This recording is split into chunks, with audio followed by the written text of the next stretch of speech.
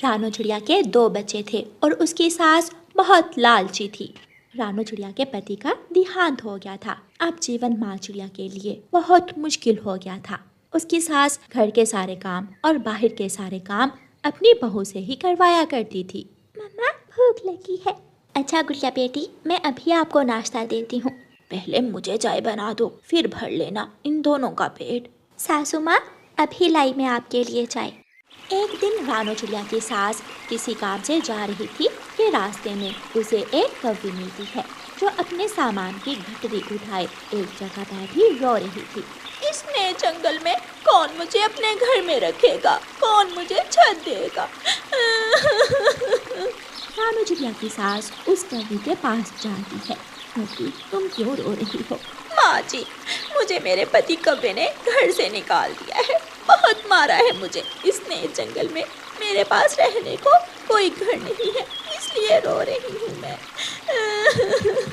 कौवी बेटी, अगले मोहल्ले में घर किराए पर मिल जाते हैं, थोड़ा आगे जाओ। मैं भी अपने पति का सारा धन दौलत चुरा लाई हूँ। देखो देखो, मेरे पास सोने का हार है और झुमके भी। जो मुझे अपने घर में रखेगा, मैं अपना ये हार और सारा धन दौलत उसे दे दूंगी। गौरी कौवी की ये बात सुनकर रानो चिड़िया की सास लालच में आ जाती है। घर तो मेरा भी बहुत बड़ा है, अगर तुम चाहो तो। माँ जी, अगर आप मुझे अपने घर में रख ले तो मैं ये सोने का हार आपको दे दूंगी। क्या पता कल मैं मर जाऊं और मेरा सारा धन दौलत आपका हो जाए। मैं तो वैसे भी बीमार ही रहती हूँ। चलो मेरे साथ, से तुम मेरे घर में ही रहा करोगी। माँ जी, ये कौवी कौन है? आप किसी भी राह जाते को घर ले आती हैं। चुप कर जा मनहूस, ये कौवी कोई गरीब कौवी नहीं है। ये कौवी मुझे सोने का हार देगी। ले ले माँ जी, अभी ले सोने का हार। माँ जी, याद रखना, बहू कभी भी सास का भला नहीं सोचती। मैं भी अपनी सास से ऐसे ही किया करती थी, इसीलिए तो मेरे पति ने मार मार कर मुझे घर से निकाल दिया है। सुन लिया, सच कहा कौवी ने। अब जाओ, यहाँ खड़ी खड़ी क्या कर रही हो, जाकर चाय बना कर लाओ। रानो चिड़िया रसोई में चाय बनाने चली जाती है। माँ जी, मेरा घोंसला कौन सा है? गुड़िया और कुकू, चलो निकलो निकलो घोंसले से, घोंसला खाली करो। गुड़िया और कुकू चुप करके घोंसले से बाहर निकल जाते हैं। आज से तुम इस वाले घोंसले में सोया करोगी। ऐसे वो चालाक कौवी रानो चिड़िया के घर में जगह बना लेती है। रानो चिड़िया की सास सोने का हार पहनकर बाहर जाती है और नदी के पानी में खुद को देखकर बहुत खुश होती है। अगर कल वो कौवी मर गई तो उसकी बाकी सारी चीजें भी मेरी हो जाएंगी और मैं ऐश करूंगी, ऐश। बूढ़ी चिड़िया में जान थोड़ी थी, लेकिन लालच बहुत ज्यादा था। रानो चिड़िया सुबह सवेरे ही अपने काम पर निकल जाती है। वो सारा दिन काम करती। वो कबूतर चाचा के खेत में सब्जियों की देखभाल करती, सब्जियों को पानी देती। ऐसे वो अपने बच्चों का पेट भरने के लिए कमाई करती थी। दादो, भूख लगी है। पहले मैं खाना अपनी बेटी गौरी कौवी को दूंगी, बाद में तुम्हें मिलेगा। बच्चे भूखे बैठे थे और घर में जो भी खाने को था रानो चिड़िया की सास सब कुछ गौरी कौवी को दे देती है। दोपहर के बाद जब बच्चों की भूख और भी बढ़ जाती है तो वो अपने घर से निकलते हैं और कबूतर चाचा के खेत में अपनी माँ के पास चले जाते हैं। मम्मा, दादू ने हमें खाना भी नहीं दिया। मम्मा, बहुत भूख लगी है। घर में जो भी खाने को था दादू ने उस गंदी कौवी को दे दिया। बच्चों, मैं क्या करूं? जब से आपके पापा हमें छोड़ कर गए हैं, एक एक दिन गुजारना बहुत मुश्किल हो गया है। माँ जी, मुझे अपनी बेटी ही समझा करो। लो, ये लो कुछ पैसे और जाकर अपने लिए नई साड़ी और जूते ले लो। मैं चाहती हूँ कि आप बन ठन कर रहा करो। कौवी बेटी, तुम मेरा कितना ख्याल रखती हो। सास चिड़िया गौरी कौवी से पैसे लेकर बाजार चली जाती है। गौरी कौवी अपने सामान से अपना मोबाइल निकालती है। हेलो हेलो कालू जी, मैंने घर ढूंढ लिया है और इस घर में रहना भी शुरू कर दिया है। तो फिर मैं कब आऊं? अभी मौका नहीं है, मैं मौका पाकर तुम्हें बताऊंगी। तुम तैयारी पूरी रखना। चिंता ना करो, मैं तैयार हूँ। तुम जब भी मुझे फोन करोगी मैं तुरंत चला आऊंगा। एक दिन गौरी कौवी रानो चिड़िया की सास से कहती है, माँ जी, आज मेरी सहेली मुझसे मिलने आएगी। वो तो मुझसे भी ज्यादा अमीर है। अच्छा, क्या उसके पास भी सोने का हार है? उसके पास दो दो सोने के हार हैं। क्या पता वो अपना एक हार आपको दे जाए। लेकिन माँ जी, आज इन बच्चों को भी अपनी माँ के साथ ही भेज दो। ये घर में शोर करेंगे और मेरी सहेली को शोर पसंद नहीं है। मैं अभी बहू से कहती हूँ कि अपने बच्चों को काम पर साथ लेकर जाए। रानो चिड़िया की सास रसोई में जाती है। बच्चे अपनी माँ के पास बैठे हुए थे। क्या खाना बन गया है? जी माँ जी, खाना तो बन गया है। मेरा और गौरी का खाना डिब्बे में रख दो। और हाँ, आज इन दोनों बच्चों को अपने साथ लेकर जाना। लेकिन क्यों माँ जी? गौरी की सहेली आ रही है। बच्चे शोर करेंगे तो वो नाराज हो जाएगी। माँ जी, घर हमारा है, गौरी का नहीं। वो तो 4 दिन के लिए यहाँ आई है। उसकी सहेली मुझे सोने का हार देगी। लेकिन माँ जी, मैं काम करूँगी या बच्चों का ध्यान रखूँगी। जो कहा है वो कर। मुझे ज्यादा चूं चूं करके दिखाने की कोई जरूरत नहीं है। बेचारी रानो चिड़िया क्या करती, वो अपने दोनों बच्चों को साथ लेकर काम पर चली जाती है। आप दोनों बहन भाई यहाँ बैठकर मिट्टी के खिलौने बना लो और मैं खेत में काम कर लेती हूँ। मम्मा, आप काम करें, मैं भाई का ख्याल रखूंगी। गौरी कौवी एक लंबी लिस्ट बनाकर रानो चिड़िया की सास को दे देती है। माँ जी, ये चीजें मेरी सहेली के खाने के लिए ले आए। वो दूर से आएगी, उसे भूख लगी हुई होगी। लेकिन मेरे पास तो पैसे नहीं हैं। माँ जी, उधार ले आए कहीं से। जब मेरी सहेली आएगी तो हम उसे पैसे लेकर उधार चुका देंगे। हाँ, ये बात तो है। रानो की लालची सास वो लिस्ट गौरी से लेकर बाजार चली जाती है। गौरी कालू का नंबर मिलाती है। हेलो हेलो कालू जी, कोई भी घर में नहीं है, जल्दी से आ जाओ। भाई जी, अंडे, 1 बोतल शहद की और बाकी सारी चीजें दे दे। ये ट्रक पर सामान कौन लाद कर जा रहा है? शायद कोई पक्षी जंगल छोड़कर जा रहा है। इतना बड़ा ट्रक और इतना सारा सामान। लेकिन मुझे क्या, मैं तो चला अपना अमरूद खाने। रानो की सास जब घर वापस आती है तो घर का दरवाजा खुला था और घर में पुराने कपड़े बिखरे पड़े थे। घर में एक भी चीज नहीं थी, पूरा घर खाली था। ये क्या हुआ? मेरे घर का ऐसा हाल किसने कर दिया? गौरी, गौरी कहाँ हो? फिर रानो की सास को वो सामान से भरा हुआ ट्रक याद आता है जो उसने देखा था। मैं लुट गई, मैं बर्बाद हो गई, सब ले गई। वो फ्रॉडन कौवी सब ले गई।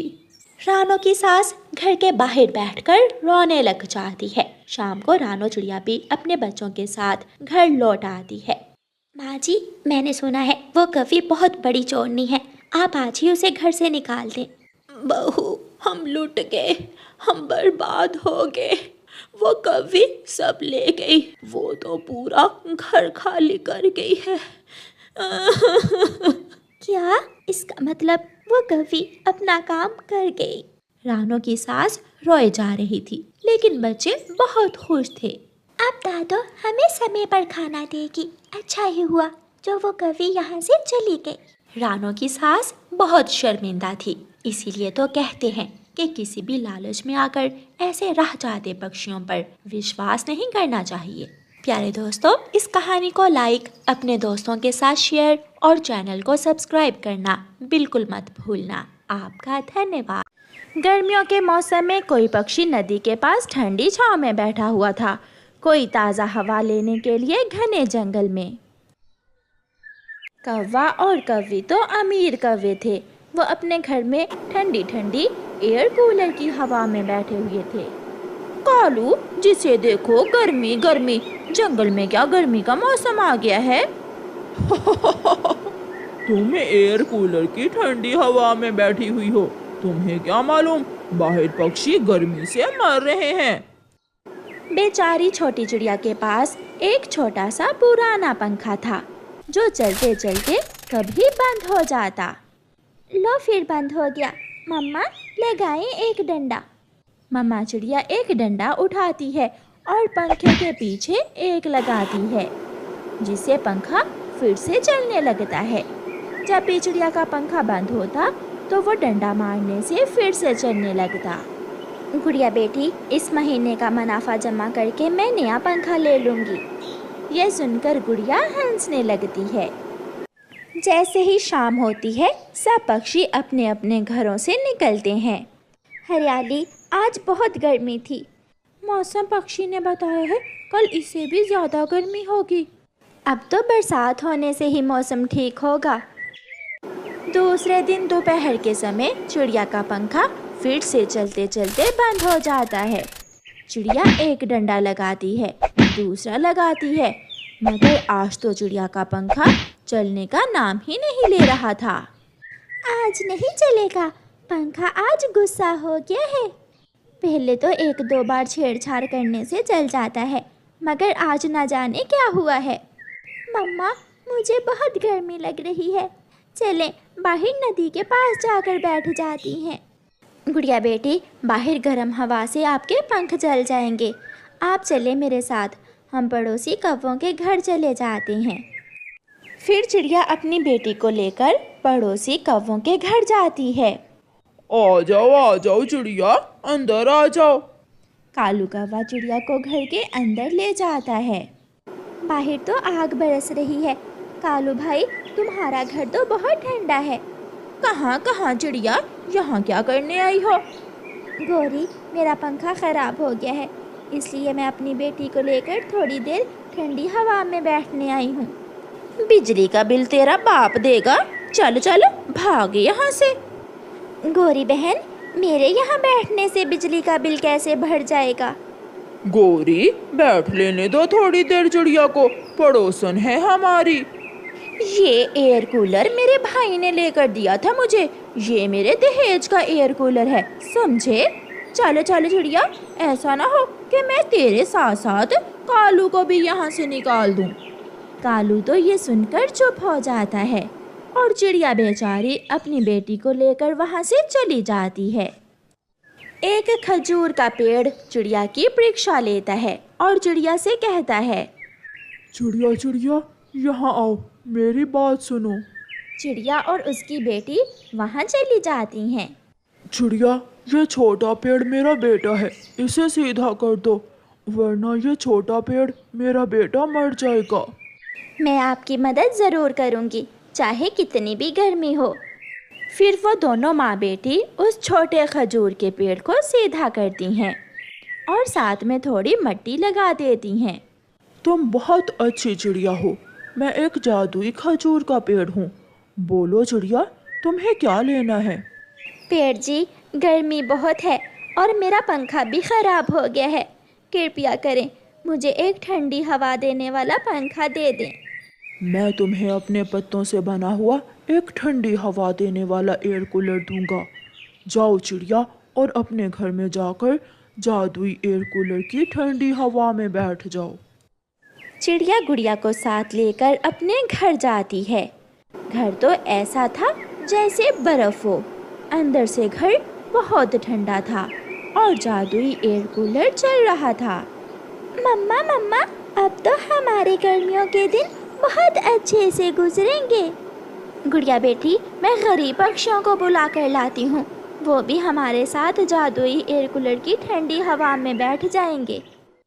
उधर चलते चलते गोरी कौवी के एयर कूलर से एक जोर की आवाज़ आती है और सारा घर धुएं से भर जाता है।